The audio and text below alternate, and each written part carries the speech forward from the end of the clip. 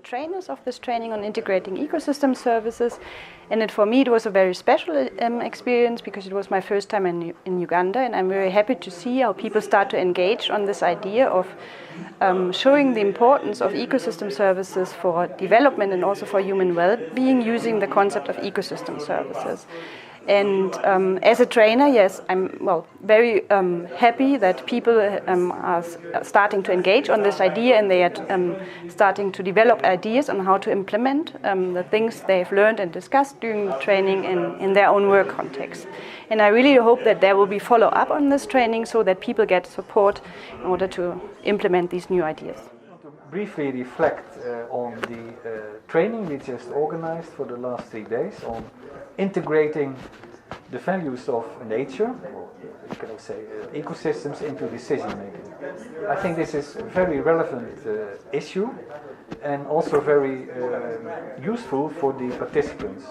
We had participants from the CSOs, from the partners in our program, but also representatives of government, and I think they can really integrate it in their ongoing lobby and advocacy work, and also for the government to see how they can integrate it in their policy work. It is addressing a gap we've been having in our key planning and management objective for the management of forest reserves.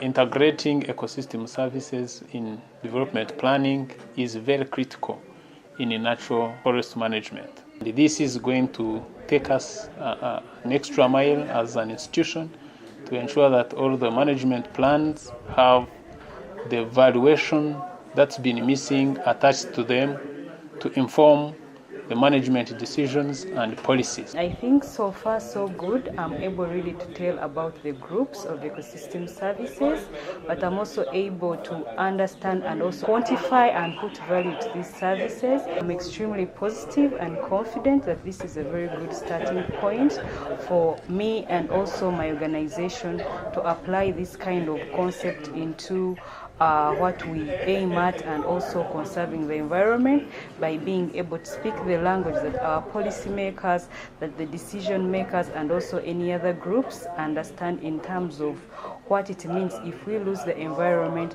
and also how much that reflects in terms of monetary terms. As communication experts, it's really important that we know how to communicate to the communities that we work with in Hoima district in relation to the refinery, in relation to the proposed pipeline, the crude oil pipeline, in terms of the impacts of these projects to the biodiversity.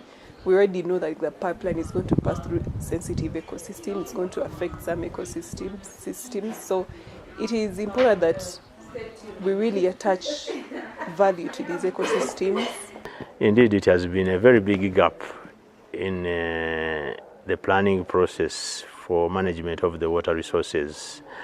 Right now, the country, Uganda, we have taken on that step to develop catchment management plans for the various catchments and then do the implementation of the respective plans.